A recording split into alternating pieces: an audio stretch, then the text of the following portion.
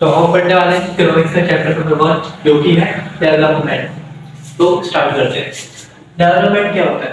Development माने किसी चीज का पहले से बेहतर होना, किसी चीज का पहले से बेहतर होना, ठीक डेवलपमेंट कहलाता है। ठीक है, अब रोड का भी डेवलपमेंट कहा जा सकता है, कंस्ट्रक्शन ऑफ रोड को भी डेवलपमेंट कह सकते हैं। जैसे कि ये आप है, ये है आप, मान लो 2018 में थे हमारे पास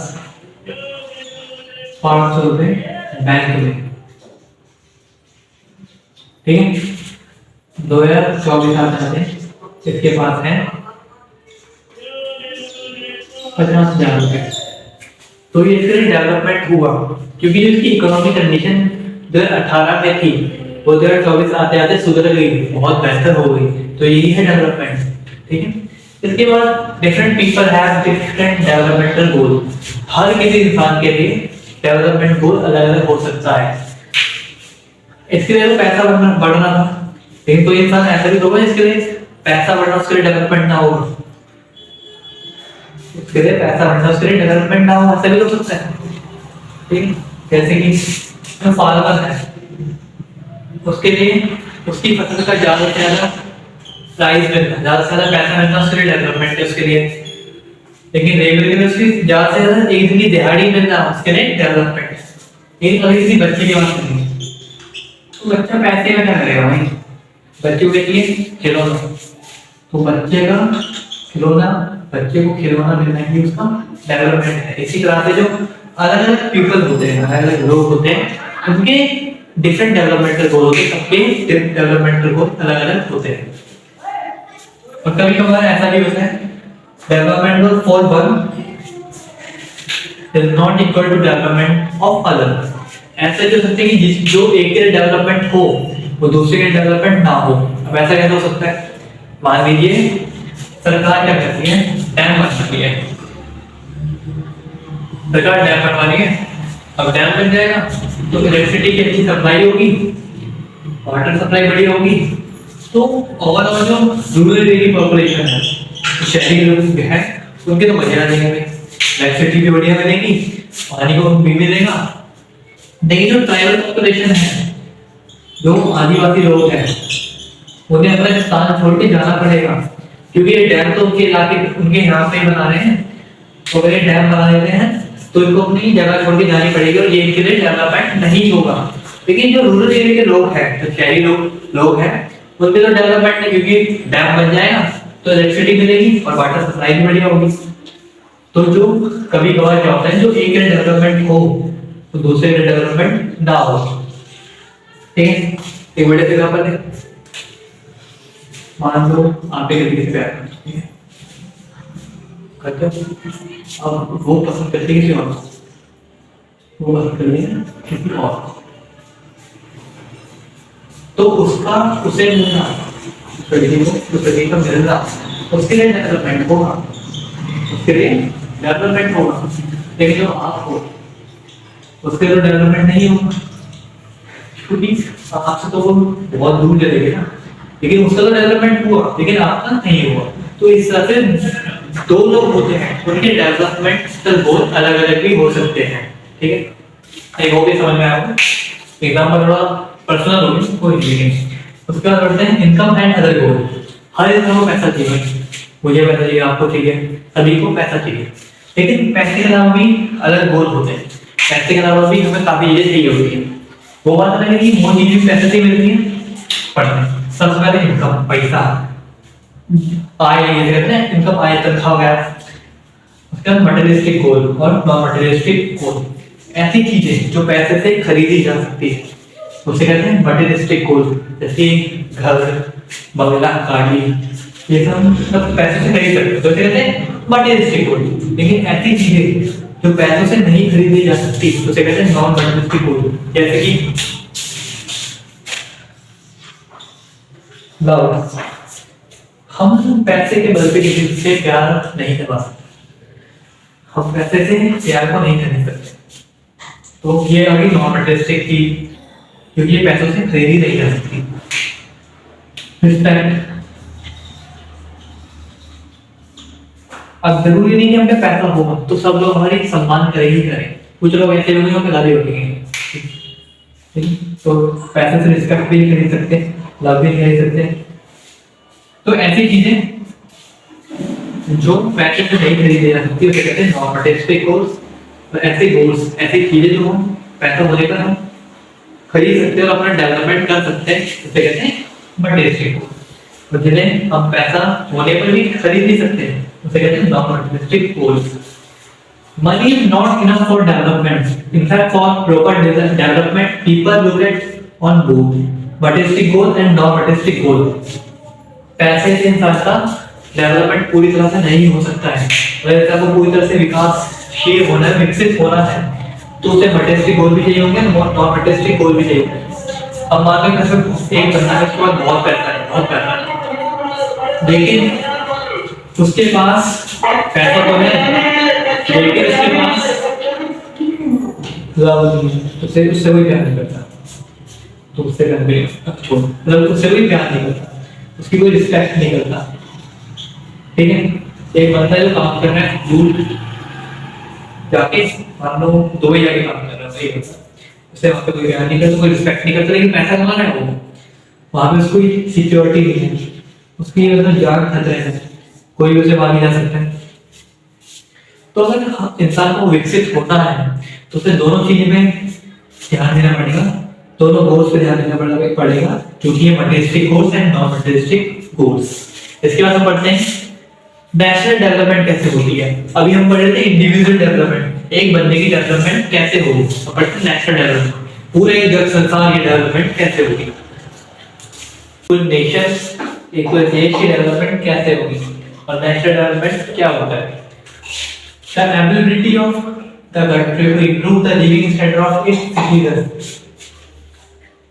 कंट्री की एक ऐसी क्षमता जिसके द्वारा वो अपने नागरिकों की जो लिविंग स्टैंडर्ड है, जो रहन सहन का तरीका है, उसको बढ़ा सके या उसको बेहतर कर सके, उसी को हम कहेंगे नेशनल डेवलपमेंट। और नेशनल डेवलपमेंट हो कैसे सकता है? जब सिटीजन को अच्छी एजुकेशन मिलेगी, सिटीजन को अच्छी शिक्षा मिलेगी, उसके लिए सरकारी स्कूल खोले जाते हैं ताकि लोग पढ़ सके, अच्छी हेल्थ होगी, और अच्छी हेल्थ कैसे होगी? मेडिकल केयर जब अच्छी मिलेगी, उसके लिए हॉस्पिटल होते सरकारी ताकि लोग बीमार पड़े तो इलाज हो सके फ्री में या कम से कम पैसे में।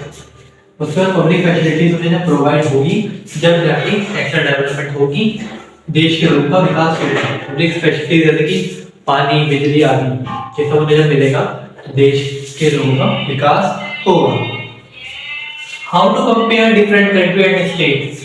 अब जो स्टेट्स और कंट्रीज हैं उन्हें हम डेवलपमेंट के बेसिस में कैसे नापेंगे? कौन सा स्टेट या कौन सी कंट्री ज्यादा डेवलप्ड है और नहीं है, कौन सी कंट्री नहीं है, तो उसको नापने के लिए जो इनकम है, जो जहाँ पे इनकम कितना प्रोड्यूस हो रहा है किसी स्टेट या कंट्री में, इनकम मेजर फैक्टर होता है किसी कंट्री को देखने के लिए कि वो डेवलप्ड है या नहीं है, विकसित है या विकसित है, विकसित नहीं है।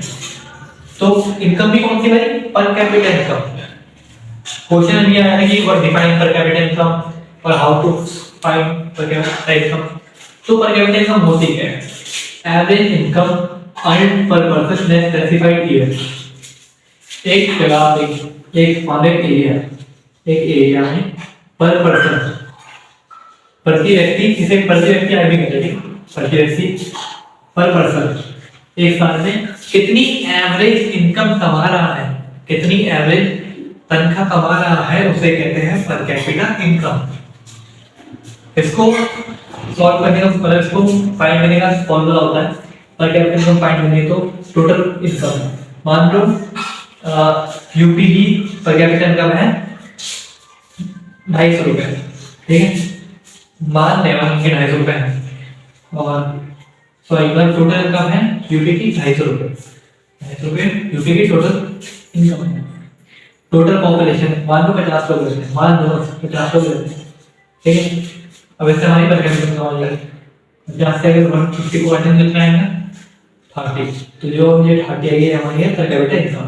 इसके जरिए हम कंपेयर कर सकते हैं कंट्रीज और स्टेट को। उसके बाद वर्ल्ड डेवलपमेंट रिपोर्ट, एक ऐसी रिपोर्ट थी जो वर्ल्ड बैंक द्वारा तैयार की गई थी ताकि इस कंट्रीज को कंपेयर किया जा सके कि कौन सी कंट्री डेवलप्ड है और कौन सी डेवलप्ड नहीं है। तो ये कहती है कि किसी कंट्री के पर कैपिटा इनकम $12,056 $12,056 से ज्यादा होगी तो वो रिच कंट्री होगी। अगर $955 से कम होगी उसकी पर कैपिटा इनकम तो वो एक पुअर कंट्री होगी।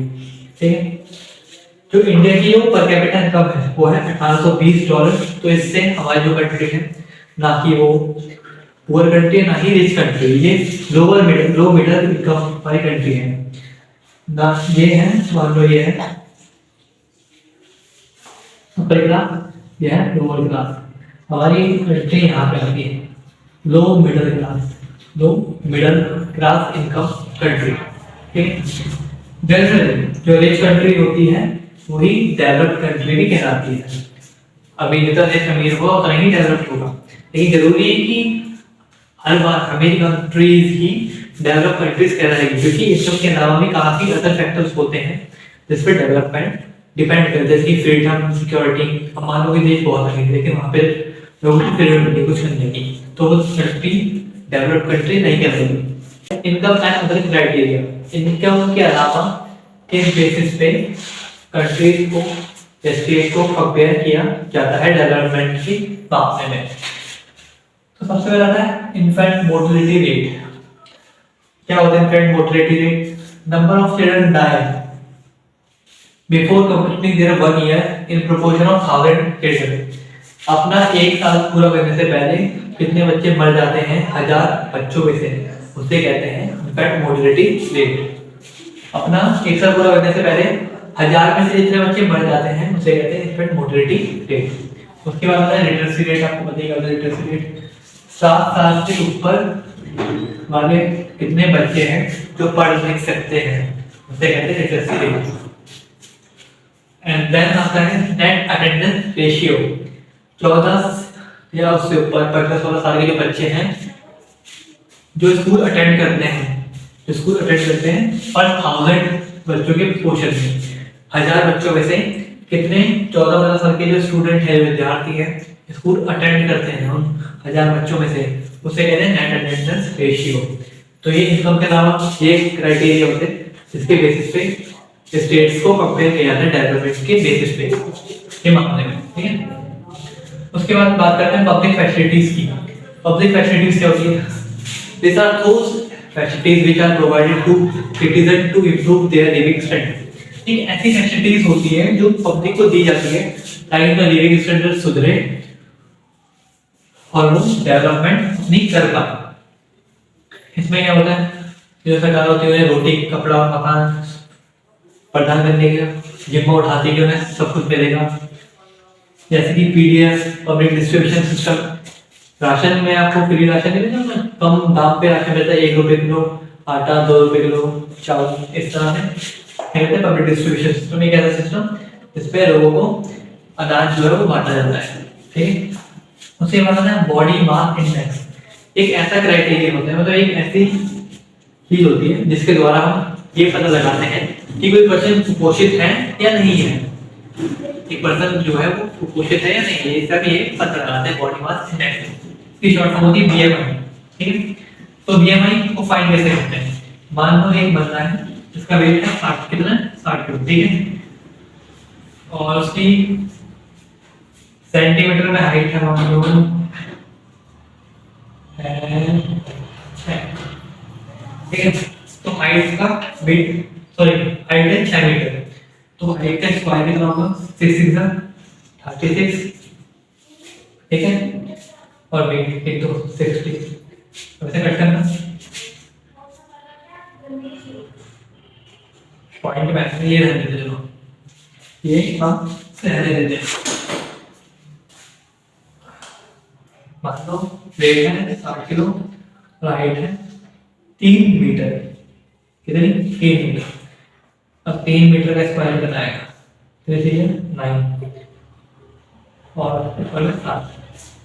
60 से काट देते हैं, 6 9 क्या 54, 6 आ गया 54 आ गया, 6 पॉइंट आ गया, सामने नंबर आ गया 6.6 आ जाएगा इसका। ठीक है, तो जब बीएमआई 18 से कम आए तो वो पर्सन होता है अंडर नरिश, मतलब कुपोषित है। वो क्या है? कुपोषित। कुपोषित का बंदा, वो बंदा कुपोषित है। ठीक है, और जब बीएमआई 18 से 25 के बीच में आता है तो बंदा नरिश है, मतलब कुपोषित नहीं है, वो बंदा ठीक है, स्वस्थ है। अगर बीएमआई 25 से ऊपर है तो बंदा ओवरवेट है, उसमें ओवरवेट ये कर रहा है, उसको की कैटेगरी में नहीं है और हेल्दी बंदा नहीं है। तो ये हमारा BMI. UNDP, United Nation Development Programme. ठीक है, तो यूएनडीपी एक प्रोग्राम था जिसने एचडीआर प्रेजेंट किया था, मतलब ह्यूमन डेवलपमेंट रिपोर्ट प्रेजेंट की थी, जिसकी हेल्प से हम कंट्रीज को कंपेयर कर सकते हैं उनकी इनकम के बेस पे, उनकी एजुकेशन और हेल्थ के बेस पर। तो एचडीआर ह्यूमन डेवलपमेंट रिपोर्ट के अंदर आता है एचडीआई। एचडीआई माने ह्यूमन डेवलपमेंट इंडेक्स। इसके अंदर हमारी पर कैपिटा इनकम आती है, कंपेयर करने के लिए कंट्रीज को पर कैपिटा इनकम आती है, लाइफ एक्सपेक्टेंसी एट बर्थ, कितने बच्चों का जन्म हो रहा है एक कंट्रीज में, वो आता है, literacy rate of 15 plus year, 15 साल से ऊपर एज के कितने लोग पढ़े लिखे हैं, वो आता है। ठीक है, यहाँ पे हमारा ये चैप्टर समाप्ति की ओर है। लास्ट टॉपिक है सस्टेनेबिलिटी ऑफ डेवलपमेंट। हमें ऐसा डेवलपमेंट करना चाहिए जिसके प्रेजेंट की नीड तो पूरी हो जाए, प्रेजेंट की नीड पूरी हो जाए, तो प्रेजेंट में भी लोग है, अभी की नीड उनकी पूरी हो जाए। लेकिन ऐसा भी ना हो कि अभी की सोच रहे हैं बस कि अभी कल्चरल डेवलपमेंट करना है, अपना विकास करो, बाकी लोग हट गए, ऐसा नहीं करना। अपनी नीड तो पूरी करनी ही करनी है, लेकिन जो आने वाली फ्यूचर जनरेशन है उसकी नीड को सैक्रिफाइस नहीं करना। ऐसा नहीं कि मान लो पानी है, सारा पानी आज ही खत्म कर दिया, बंदा पहले जा रहे हैं फैक्ट्री में, जो पूरा रहता था उसको टेक रहे हैं, पास से पानी को खराब कर रहे हैं, ऐसा नहीं करना भाई। जो फ्यूचर है उसकी नीड को सैक्रिफाइस नहीं करना। फ्यूचर जनरेशन में आपको गाली देगी अपना, यही सब तो हमारे बड़े हाल। तो फ्यूचर की नीड सैक्रिफाइस ना हो और प्रेजेंट की नीड पूरी हो जाए, ऐसे डेवलपमेंट को कहते हैं सस्टेनेबिलिटी ऑफ डेवलपमेंट। यहाँ पे आपका ये फर्स्ट चैप्टर खत्म होता है, लेकिन नेक्स्ट वीडियो में